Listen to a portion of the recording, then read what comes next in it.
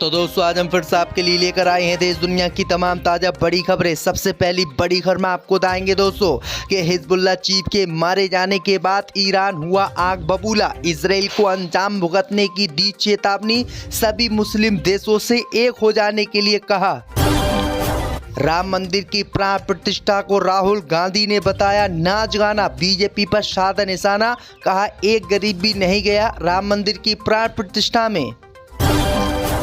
Hezbollah chief की मौत के बाद इजराइल के पीएम नेतन्याहू का यूनाइटेड नेशन में हुआ जबरदस्त विरोध, कई देशों के लोगों ने किया वॉकआउट। इजराइल का अब पूरी दुनिया में विरोध हो गया शुरू। विधानसभा चुनाव के बीच जम्मू कश्मीर में गरजे प्रधानमंत्री मोदी, कहा नए भारत घर में घुसकर मारता है, बीजेपी सरकार गोली का जवाब गोले से देती है।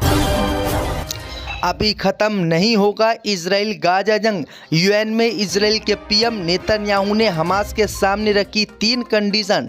तो दोस्तों सभी खबरों को आपको एक एक कर बताने वाले हैं, वीडियो को लाइक कर चैनल को सब्सक्राइब कर दें। इसी बीच पर तो दोस्तों अगली खबर की ओर, तो सभी मुस्लिम देश होंगे एक। हिजबुल्लाह चीफ के मारे जाने के बाद एशिया में नए युद्ध की आहट, ईरान के सुप्रीम लीडर ने इजराइल को दी अंजाम भुगतने की चेतावनी। दोस्तों आपको बता दें कि इजराइल ने हिजबुल्लाह चीफ हसन नसरुल्लाह को शुक्रवार शाम हुई एयर स्ट्राइक में मार गिराया। नसरुल्लाह के मारे जाने के बाद इजराइल के खिलाफ अब ईरान उतर आया है। ईरान के सुप्रीम लीडर और प्रधानमंत्री ने सभी मुस्लिम देशों से एक हो जाने की अपील की है। हिजबुल्लाह चीफ के मारे जाने के बाद ईरान के प्रधानमंत्री ने कहा कि सभी मुस्लिम देश एक हो जाएं और दुष्ट इजराइल से मुकाबला करें, क्योंकि ये लगातार हमारे बड़े बड़े नेताओं को निशाना बना रहा है और दुनिया भर के देश इसका तमाशा देख रहे हैं। इजराइल को आतंकी देश बताते हुए ईरान के राष्ट्रपति ने कहा है कि वह इजराइल से मुकाबला करेगा और इजराइल को इतनी बड़ी चोट देगा कि यहूदी देश पूरी जीवन इसको भूल नहीं पाएगा। इसी बीच पर तो दोस्तों अगली खबर की ओर, तो राहुल गांधी ने राम मंदिर की प्राण प्रतिष्ठा को बताया नाच गाना, बीजेपी पर साधा निशाना। दोस्तों आपको बता दें कि कांग्रेस सांसद और लोकसभा में नेता विपक्ष राहुल गांधी ने बीजेपी पर राम मंदिर को लेकर निशाना साधा है। इस बार उन्होंने अयोध्या के राम मंदिर के प्राण प्रतिष्ठा को लेकर बीजेपी को आड़े हाथों लिया। राहुल गांधी ने राम मंदिर के प्राण प्रतिष्ठा समारोह को नाच गाने वाला समारोह बताया। राहुल गांधी ने कहा कि राम मंदिर प्राण प्रतिष्ठा समारोह में जहां नाच गाना हो रहा था, वहीं उद्योगपति अंबानी और अडानी को आमंत्रित किया गया था, लेकिन बीजेपी ने एक भी किसान को नहीं बुलाया। राहुल गांधी ने कहा कि वहां पर अमिताभ बच्चन को देखा गया, अंबानी अडानी को देखा गया, लेकिन वहां किसी मजदूर किसान को नहीं देखा गया था, क्योंकि बड़े बड़े लोगों को बुलाकर राम मंदिर की प्राण प्रतिष्ठा में नाच गाना प्रधानमंत्री मोदी ने कराया, लेकिन गरीब आदमी को वहां पर नहीं बुलाया। इसी बीच पर तो दोस्तों अगली खबर की ओर, तो हिजबुल्लाह चीफ की मौत के बाद यूनाइटेड नेशन में इजराइल के पीएम नेतन्याहू का जबरदस्त विरोध, कई लोगों ने किया वॉकआउट। दोस्तों आपको बता दें कि लेबनान पर हुए हमले में हिजबुल्लाह चीफ हसन नसरुल्लाह की मौत हो गई। हसन नसरुल्लाह की मौत के बाद इजराइल के प्रधानमंत्री यूनाइटेड नेशन पहुंचे, लेकिन यहां पर उनका जबरदस्त विरोध हुआ। दरअसल आपको बता दें कि संयुक्त राष्ट्र के मंच पर जैसे ही इजराइल के प्रधानमंत्री नेतन्याहू ने बोलना शुरू किया, तो लगभग 70 देशों ने इजराइल के पीएम नेतन्याहू का विरोध किया और नेतन्याहू के हमलों को आतंकी हमला बताया। वहीं आपको बता दें कि इजराइल के पीएम नेतन्याहू जब वैश्विक मंच पर बोल रहे थे, तब कई देशों के प्रतिनिधियों ने सदन से वॉकआउट किया और इजराइल के पीएम का विरोध किया और जमकर नारेबाजी की, जिसे देखकर इजराइल के पीएम नेतन्याहू के होश उड़ गए और अमेरिका भी इजराइल के विरोध में उतर आया। अमेरिका ने उन देशों को समझाया और कहा कि हम तत्काल इजराइल से जंग रोकने की अपील करेंगे। इसी बीच पर तो दोस्तों अगली खबर की ओर, तो जम्मू कश्मीर में गरजे प्रधानमंत्री मोदी, कहा नया भारत घर में घुसकर मारता है। दोस्तों आपको बता दें कि प्रधानमंत्री मोदी ने जम्मू कश्मीर में जनसभा को संबोधित करते हुए बड़ी बातें कही। प्रधानमंत्री मोदी ने कहा कि नया भारत अब ऐसा भारत है जो घर में घुसकर अपने दुश्मन को मारता है, अपने ऊपर हमला नहीं करवाता है। प्रधानमंत्री मोदी ने आगे कहा कि कांग्रेस पार्टी की गलत नीति की वजह से जम्मू कश्मीर में आतंकवाद फैला। बीजेपी सरकार जैसे ही आई तो बीजेपी सरकार ने गोली का जवाब गोले से दिया। प्रधानमंत्री मोदी ने कहा कि याद कीजिए वो वक्त जब उधर से गोलियां चलती थी और कांग्रेस सफ़ेद झंडे लहराती थी।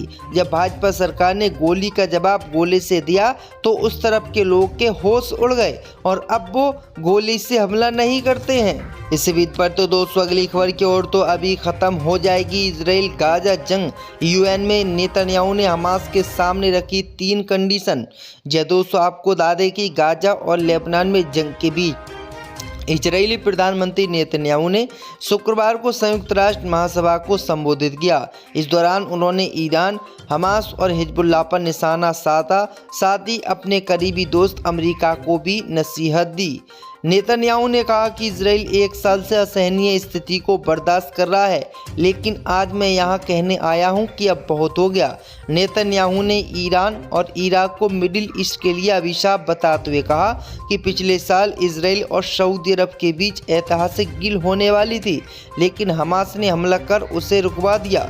नेतन्याहू ने ईरान पर आरोप लगाया कि वह नहीं चाहता कि इजराइल और सऊदी अरब के बीच समझौता हो। इजराइल के प्रधानमंत्री नेतन्याहू ने कहा कि जब तक हमास हमारे सभी बंधकों को नहीं छोड़ेगा तब तक हम जंग नहीं रोकेंगे। प्राण प्रतिष्ठा समारोह को नाच गाने वाला समारोह बताया।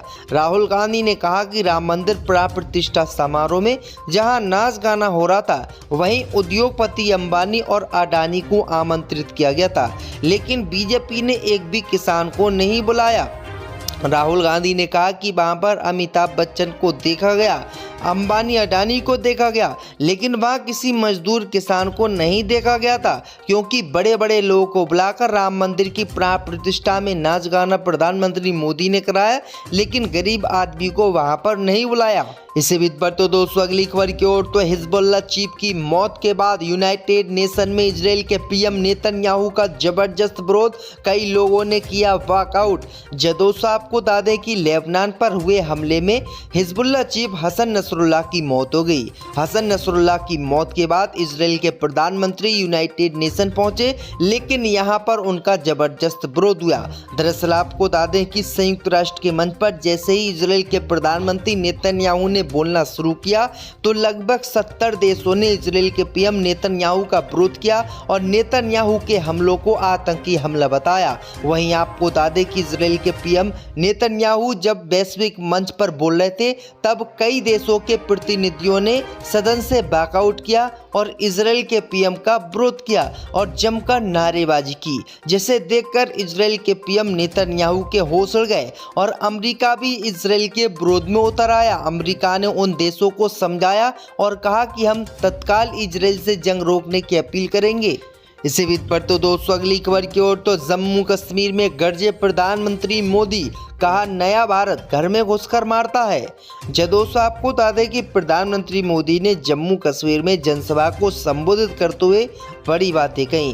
प्रधानमंत्री मोदी ने कहा कि नया भारत अब ऐसा भारत है जो घर में घुसकर अपने दुश्मन को मारता है, अपने ऊपर हमला नहीं करवाता है।